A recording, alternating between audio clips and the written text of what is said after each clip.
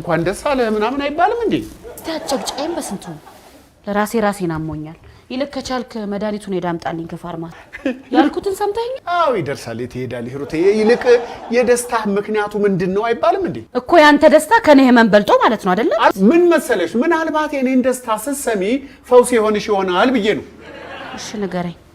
ምኑን ነው የምነግርሽ? እሺ ተው በቃ። ቆይ እንጂ ስሚኝ መጀመሪያ። ከነገርክ ንገረኝ በስንቱ እኮ። እሺ ቆይ ዝም ብለሽ እስቲ በደንብ ይል። ያው አይ አትሯሯጭብኝ። በደንብ በጥልቀት ይኝ እስቲ። እንዴ ሂሩቴ ለአንቺ እኮ ስለማይታይሽ ነው እንጂ ደስታዬ ያለው ውስጠቴ ውስጥ ነው። አይሽ ውስጠቴ ውስጥ ራሴን ለራሴ እንዳልሽው ማለት ነው። የሆነ ነገር ማግኝ ይመስለኛል ሂሩቴ። ምንድነው? ወደፊት ምንድነው እቅድህ? አትናገርም እንዴ? ነው እኔ ላይ ስጨፍር መኖር ነው ሐሳብህ? እንደሱማ ነው ሐሳቤ። ምን? አይ ማለት ትልቅ ሰው ሆነ አይደል? አዎ እኔ ልክ እንዳጎቴ ሙሉ ቀን ነው የምፈልገው። እንደሙሉ ቀን? አዎ በቃ ማንም ሳይደርስብኝ በነፃነት ህይወቴን እያጣጣምኩ አጥና የሚለኝ የለ፣ ስራ የሚለኝ የለ፣ ቁርስና ራቴን እያሰብኩ በቃ ማንም ሳይናገረኝ ስፈልግ እየወጣሁ ስፈልግ እየገባሁ መኖር ነው የምፈልገው። በቃ ልክ እንዳጎቴ ሙሉ ቀን መኖር ነው የምፈልገው። አንተ ሙሉ ቀንን እንደዚህ አውርደህ እንድታይ ያደረገ ነገር ምንድነው? ደግሞስ ቢሆንስ የሰውን ህይወት በዚህ መንገድ ማጥናት ልክ ነው? ተናገር እንጂ ምን ይዘጋሃል? ቆይ እንጂ አትጩሂበት፣ ተረጋጊ። ተወኝ አንተ ደግሞ አታቋርጠኝ። ቆይ እንጂ ሂሩቴ ሙሉ ቀንንማ እንዲያወርዶ ማየቱ ትክክል ነው። ግን እንደው ልጄ እንደው ትንሽ እንኳን አላሳዝንህ? ምን ያባት ያለ ጧሪ ቀባሪ መንገድ ወድቄ ስቀር እንደው ትንሽ እንኳን አይሰማህም? የኔ ልጅ ይሄን ሁሉ ዓመት የደከምኩት የኳተንኩት እንደው ዝም ብሎ ነው ማለት ነው? ሄዲ አዎ መሰለኝ። ምንድን ነው ያለው? ወይ ለምንድን ነው የሚጮህብኝ? ሂሩቴ አሁን እኔ አለው እንደው ማርጀቱን ተይ። አሁን እኔ አለው ወይ በህይወት? እስቲ ቼክ አድርጊኝ። በቆሜ አልሞትኩም።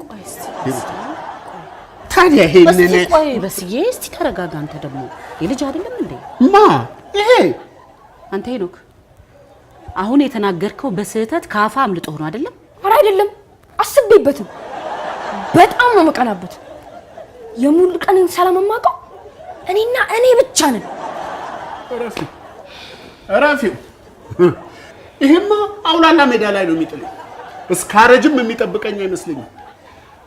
አሽቀንጥሮ ነው የሚጥለኝ። ግድ የለም እኔማ ቀድመሃለሁ።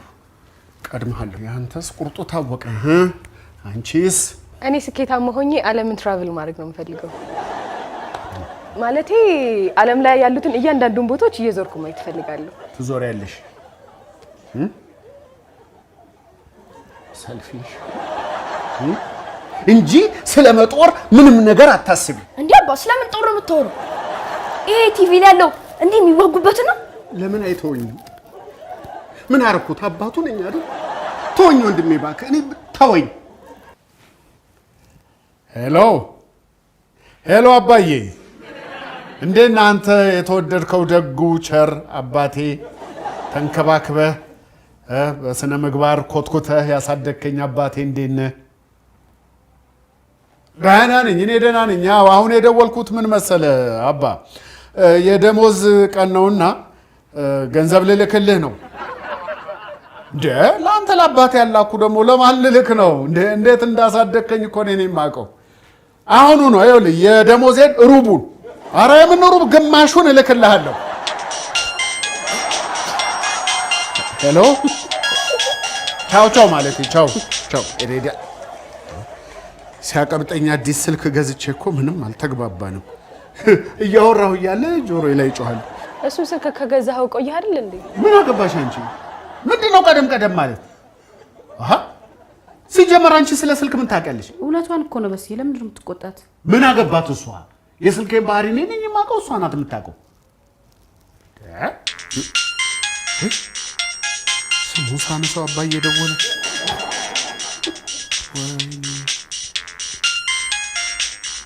ምን ሆኖ ይሆን? ማለቴ እንደተቋረጠ ገብቶት ነው የደወለው። ሄሎ አባ። ምን ነው የኔ ልጅ ጠፋህብኝ እኮ። ጠፋሁብህ አይደል አባዬ? ምን ላድርግ እባክህ፣ ያው ስራ አለ፣ ልጆች አሉ፣ ምንም እኮ መገናኘቱም ጠፋ፣ ጊዜ ጠፋ አባዬ። አይ ቢያንስ እንኳን አይደወልም? የመደወያ ጊዜ እያጣ በኋላ ወየው ብትል አታገኘኝም። ለማንኛውም ደህንነትህን ለመስማት ነው የደወልኩላችሁ። እሺ ቻው ቻው አባዬ ቻው ቻው። አባዬ እኮ አይረሳኝም፣ ግን ትንሽ ተቀይሞኛል መሰለኝ። አንተ የምረስተው ነው እንዴ? ምን ላድርግ ታዲያ? ብረሳው ይፈረድብኛል እንዴ? ስራ አለ፣ የልጆች ነገር አለ፣ በዛ ላይ የገለታ ጭቅጭቅ አለ። እንዴ ከስንቱ ሆናለሁ። ለነገሩ ገንዘቡ ስልክለት ይረሳል። ያምን ገንዘብ እኔ ለራሴ ልጆቼን ማበላው አጥቻለሁ። ጭራሽ ማን ይሄን ጥያቄ ጠየቀኝ? ማን? ምንድነው እናንተ ምንድነው ነገራችሁ? ጆሮአችሁን ቀስራችሁ የትልቅ ሰው ወሬ ትቦጠቡጣላችሁ እንዴ? አርፋችሁ የሰጧችሁን የቤት ስራ አሰሩም ወይ? መች ሰጠህን? ባልሰጣችሁስ ፈጥራችሁ አሰሩም እንዴ? ምን እያደረጋችሁ ነው? አይ ትላንት የጀመርነውን ፊልም ለመጨረስ እያየን ነው። አባኔ ምንም አልገባኝም። በእናትና ተርጉምልኝ። ተርበለ ምን ይላል? እኔ ለራሴ ጨንቆኛል ተርጉምልኝ ይላል እንዴ? ይሄን የቀበጣ አሻንጉሊት እችላለሁ ብለህ አይደል እንዴ ከፈትከው? ተወጣው ዳይ ወደዚህ ነው። ቦታችሁን ያዙ። ምን ልናደርግ ነው? ቦታ ያዙ። አጠር ያለች የግንዛቤ ማስጨበጫ አለችኝ። የግንዛቤ ማስጨበጫ? እሱ ደግሞ ምንድን ነው? እስቲ ተወኝ። ገና ሳልጀምር ታጣድፈኛለህ እንዴ በጥያቄ? እሺ በጣም ጥሩ በጣም ጥሩ። ዘና በሉ ልጆች፣ ዘና በሉ። በጣም ወሳኝ ነገር ነው ዛሬ የምንማማረው። ኃላፊነት። ስለ ኃላፊነት ነው የምንነጋገረው።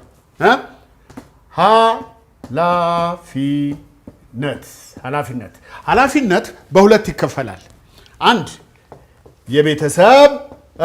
የቤተሰብ ኃላፊነት፣ ሁለት የልጆች ኃላፊነት። የቤተሰብ ኃላፊነት አይተውት ይሄ ምን ያደርጋል? ከዚህ በላይ ነው አልሰነጠቅ። ትኩረታችንን የልጆች ላይ እናደርጋለን። የልጆች በቃ ጨረስ ነው። ገና ሳልጀምር ምን ሆነሃል አንተ? እሺ የልጆች ኃላፊነት አንደኛ ለምሳሌ ማጥናት፣ የቤት ስራ መስራት ሊሆን ይችላል። ያው እዚህ ውስጥም ሊገባ ይችላል። ማጥናት፣ መጫወት እንዴት ኃላፊነት ይሆናል? ግን እኮ አንዳንዴ መጫወት ኃላፊነት ነው ሊሆን ይችላል። ግን ወደ በኋላ ወደ መጨረሻ የሚመጣ ዝርዝር ነው። ከዛ በፊት ወሳኝ የሆኑ ነጥቦች አሉ። እሺ ማጥናት ብለናል። ምንድን ነው ያልሽው? መማር ነው። የቤት ስራ መስራት፣ የቤት ስራ መስራት። ተውቴን። ግን ከዛ በፊት ወሳኝ የሆነ ነገር ረስታችኋል። እኔ እንጃ የረሳ ነው ያለ አይመስለኝም። ዋና ዋና የተባሉ ተጠቅሰዋል። አስቡ። አንድ በጣም አንገብጋቢ ነገር አልመጣላችሁ? እሺ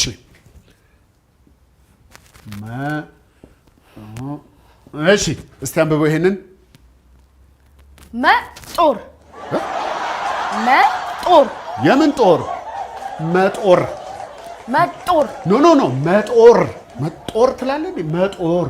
መጦር አይደለም። እሱን ጦር የለበትም። መጦር ምንድን ነው መጦር?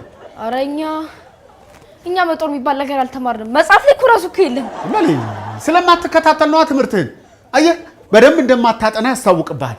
መጦር የሚባል ነገር አለ። እናትና አባትን መጦር ምንድን ነው? ሄሩቴ ወዴት ነው?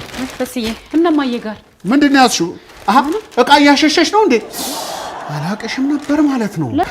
በገዛ እጅ ማታ ቀባጥሬ እኮ ነው ይበለኝ። እሺ ምን ላይ ነበርን? አባ ጨረስን አይደል? አልጨረስንም። ገና እኮ የክለሳ ጥያቄ አለ። ቆይ ለምሳሌ አንድ አባት ልጆቹን አሳድጎ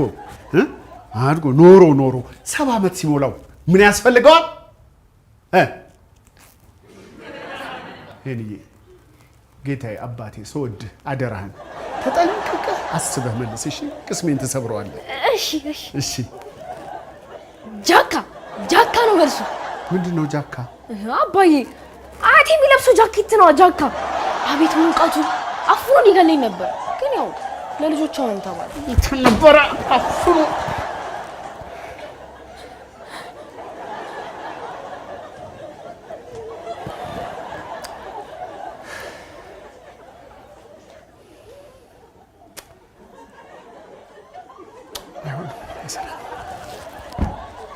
ብታገኘ መሰለኝ ክብር፣ የህዝብ ክብር የሀገር ባለውለታዎችን ታሪክ በመሰነድ ለገንዘብ ሳይሆን ለታሪክ የሚሰራው ሁነኛ ዋነኛው ጋዜጠኛ ተብዬ በታሪክ በውለታ ቆጣሪዎችና በበሳል ሰዎች የምትጎናጸፊው አይነት ክብር ያርግልህ። አሜን ሂሩቴ ያርግልን። እኔ ስከብር እኮ አብረሽኝ እግረ መንገድሽን አንቺ መክበርሽ አይቀርም። ያርግልን። እሺ በስ የምን ቀረ? ምንም ምን ቀረ? አሃ እንዴት አትይኝም እንዴ? እንዴት ነው የምትከብረው? ከሜዳ እኮ አይከበርም። እንዴት ነው የምትከብረው? እንዴት ነው የምትከብረው? በሲ እንዴት ማለት እንዴት ነው ክብር የማገኘው? እንደሱ ነው የሚባለው። እንዴት መሰለሽ አንድ እጅግ በጣም ሀገራችን ላይ አነጋጋሪ የሆነ ሰው ለየትኛው ሚዲያም ይሁን ጋዜጠኛ ኢንተርቪው ሰጥቶ ማቅሰው ለመጀመሪያ ጊዜ ለኔ ለበስንቱ ቅጣው ኢንተርቪው ሊሰጥ ነው። አየሽ እንዴት ቀላል ሰው እንዳልሆንኩ። እንደዛ ነው። ምን ተደምምሽብኝ አይደል? በጣም እንደዛ ነው። መድኃኒቱን ብታመጣልኝ ደግሞ ይበልጥ ታስደምመኝ ነበር። አልተሻለሽም እንዴ? ምን አግኝቼ ነው ይሻለኝ? ደስታው ነው የነገርኩሽ ደስታ። እንዴት አልፈወሰሽም? ገለታችን እንዴት ነው አለን? በስንታችን እንዴት ነው ተዘጋጀህ? በሚገባ ገለታ አኮራለሁ። ግድ የለህም። ምንድን ነው እሱን እንኳን ተው። እኔ እንደው አንተ ድርቅ ስላልክ ነው እንጂ በጣም ፈርቻለሁ። የምን ድርቅ? አንተ አይደለ እንደ ደውለህ ነገርከኝ። ምን ላድርግ ታዲያ? ባልነግርህ ደግሞ ኩርፊያ መከራ ነው። እንደ ሕፃን ልጅ ነው የሚያደርግህ። እሱስ እውነትህን ነው። ግድ የለም ብቻ አኮራሃለሁ። ዝኔ እዚህ ነው እንዴ? ትላንት ስመጣ እዚህ ዕቃ ጣልኩ እንዴ? አረ እኔ ምንም አላየሁም እንዴ። ባዶ እጅህን እኮ ነው የመጣኸው። ምን ነው ችግር አለ እንዴ? ምን እባክህ ትልቅ ፋይል የያዘ ዙመር ጣልኩኝ። ዙመር? ምንድን ነው ዙመር? ዙመር ነው የድምፅ መቅረጫ። እና ታዲያ ቤት አየኸው በደንብ ወይም ደግሞ ስራ ቦታ? ያልፈለግኩት ቦታ የለም። ጉዴ ነው ዘንድሮ።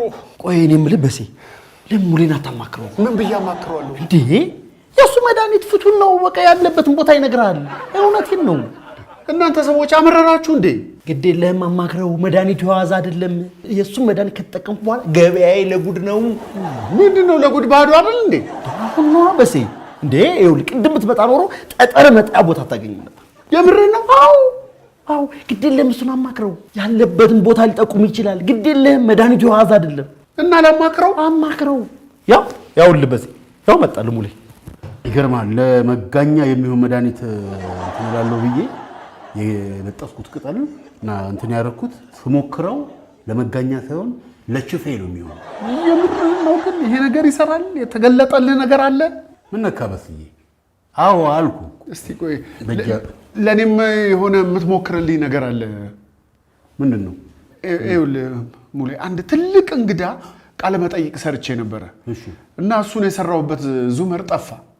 ማን ነው ዙመር? ሰውየው አይደለም የቀረጽኩበት። ዙመርማ የቀረጽኩበት እኮ ነው። የት እንዳደረኩት አላውቅም፣ ጠፋ። እሺ ቀጥል። በቃ ይኸው ነው።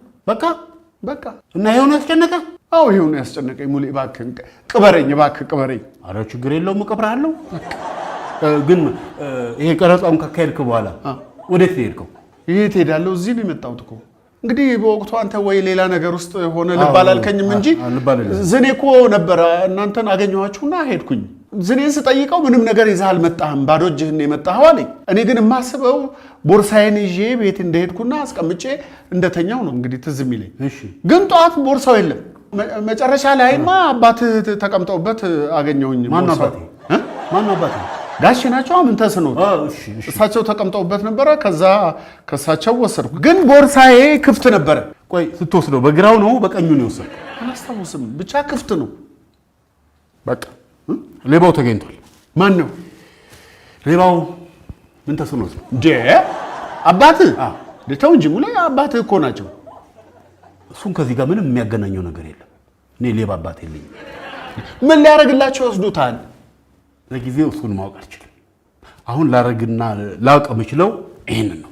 ይኸውልህ ይሄንን ትወስድና እችን እንግዲህ ሞቅ ባለ ነገር እሱ ሳይጨቅጨቅ አድርገህ ሞቅ ባለ ነገር ትሰጠዋለህ።